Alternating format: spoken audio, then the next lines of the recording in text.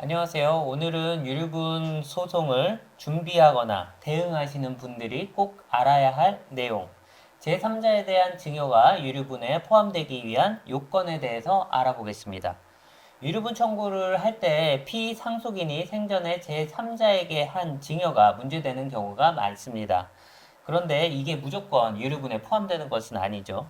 네, 그렇습니다. 이제 유류분은 주로 생전증여나 이제 유증으로 자기 상속분의 2분의 1도 받지 못한 상속인이 그 수증자나 수유자를 상대로 그 부족분의 반환을 청구하는 것인데요. 증여를 받은 사람이 이제 상속인이라면 그 증여 시기를 불문하고 모두 유류분 반환 대상 증여를 보는 반면에 상속인 이외의 자, 즉 제3자에 대한 증여는 민법 그 1114조가 적용이 돼서 상속 개시 1년 전에 행한 것만 포함을 하고 있고, 다만 1년 전 증여라 하더라도 소위 이제 악의의 증여에 해당하는 경우에 다시 이제 유류분에 포함을 하고 있습니다. 네, 그럼 여기서 중요한 것은 바로 이 악의의 의미일 텐데요. 네. 피상속인과 제3자인 수증자가 유류분 권리자의 권리를 침해할 걸 인식하고 증여한 경우를 말하는데 이게 네네네. 입증이 쉽지 않을 것 같은데요. 그렇습니다. 악의의 증여, 즉 그 증여 당시에 증여를 받는 사람이 내가 이 재산을 증여받게 되면 장차 그 증여자가 사망할 경우 내가 받은 증여로 인해서 그 상속인들의 유류분이 그 침해될 것이라는 점을 알고 있었다는 그 어떤 내심의 의사를 입증해야 하는 것이니까요. 네, 악의, 즉 어떤 사실을 알고 있었다는 타인의 내심의 의사를 입증하는 것. 결국 증여 당시 여러 정황을 통해서 입증할 수밖에는 없겠는데요. 이와 관련해서 우리 법원이 제시하는 어떤 기준이나 어떤 정황 사실을 입증해야 하는지에 대한 것을 그 사례를 통해서 좀 쉽게 설명해 주시면 좋겠는데요. 네, 우선 그 판례의 원칙적인 기준을 한번 보겠습니다. 이제 아주 많이 인용되는 네. 판결인데요. 대법원 2010타 50809 판결입니다. 내용이 좀 있지만은 좀 한번 읽어드리겠습니다. 공동상속인이 아닌 제3자에 대한 증여는 원칙적으로 상속 개시 전에 1년간의 행한 것에 한하여 유류분 반환 청구를 할 수 있고, 다만 당사자 쌍방이 증여 당시에 유류분 권리자의 손해를 가할 것을 알고 증여를 한 때에는 상속 개시 1년 전에 한 것에 대해서도 유류분 반환 청구가 허용된다. 이 부분은 민법 1114조를 그대로 인용한 겁니다. 중요한 것은 지금부터 이제 핵심인데요.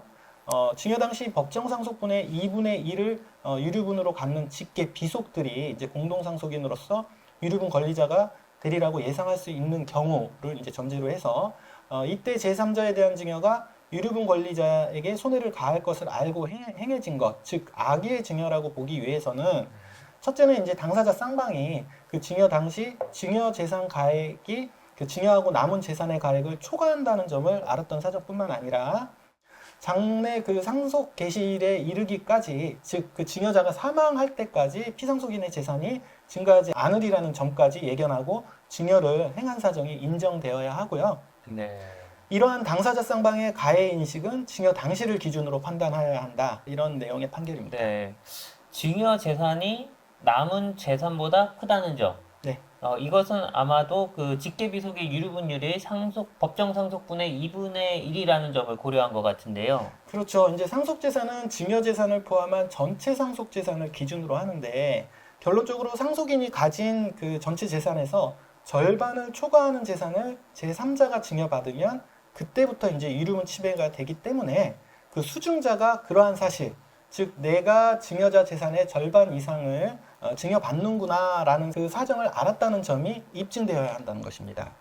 아울러 그 증여 당시에는 절반 이상을 증여받지만 증여자가 아직 젊으신 분이고 또 수익이 많은 사람이라면 향후 상속재산이 이제 증가할 것이기 때문에 그 향후에 유류분 침해 상황이 회복될 수도 있습니다. 그래서 증여 이후에 이제 그 사망 시까지 재산이 증가하지 않으리라는 점까지 예견할 수 있었다. 이 점까지도 유류분 청구자에게 입증 책임을 요구하고 있습니다. 네, 지금까지 말씀하신 그런 부분을 입증하는 게 이제 관건이겠습니다. 네. 좀 더 구체적으로 재산 절반 이상을 증여받는 요건과 관련해서 네. 증여 당시에 망인의 전체 그 재산 현황과 증여 가액을 이제 밝혀야 하고 네. 증여 당시 수증자가 이러한 망인의 재산 상황을 모두 알고 있었다는 정황 증거를 모아서 네. 입증해야 되겠군요. 네. 그래서 이거는 이제 수증자가 누구냐에 따라서 조금 틀려지는데요. 제3자가 이제 상속인은 아니지만 며느리, 사위, 손자, 손녀인 경우 이들은 제3자이긴 하지만 그 망인의 재산 상황을 알고 있었다는 점을 입증하기가 상대적으로 이제 네. 쉽겠죠. 그런데 이제 수중자가 완전한 제3자, 뭐 예를 들면은 기부 형식의 이제 증여인 경우에는 이제 상당히 그 악의를 입증하기가 어려울 것 같습니다.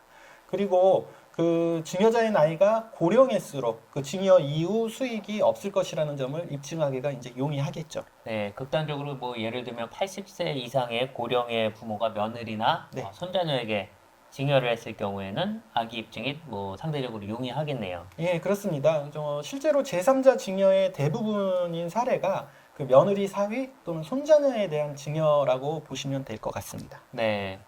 그리고 만약 이들에 대한 증여가 악의의 증여로 인정되지 않더라도 네. 완전한 제3자가 아닌 상속인의 가족 구성원이 며느리, 뭐 사위, 네. 손자녀 이런 사람들에 대한 증여는 다른 방식으로 유류분 청구가 가능한 것으로 알고 있는데요. 네, 그렇습니다. 허 변호사님도 잘 아시겠지만 실질적 수익자 법리가 있습니다. 뭐 공식적인 법적 용어는 아니지만 저희가 이제 편하게 그렇게 부르고 있는데요.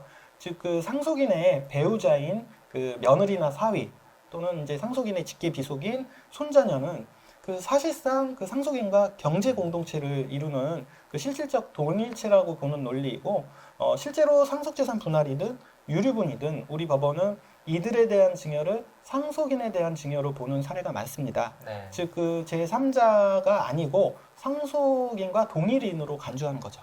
네. 그런데 며느리, 사위, 손자녀라고 하더라도 무조건 실질적 수익자가 동일하다고 보는 것은 아니잖아요. 맞습니다. 뭐 무조건 그렇게 된다고 할 수는 없고요. 증여자가 이제 이들에게 증여한 이유나 동기 등도 보아야 하고요. 증여 당시에 그 수증자의 경제적 상황 그리고 수증자의 연령 어느 정도 이들에 대한 증여가 상속인에 대한 증여로 평가될 수 있다는 점을 적극적으로 주장, 입증, 소명해야 합니다. 알겠습니다.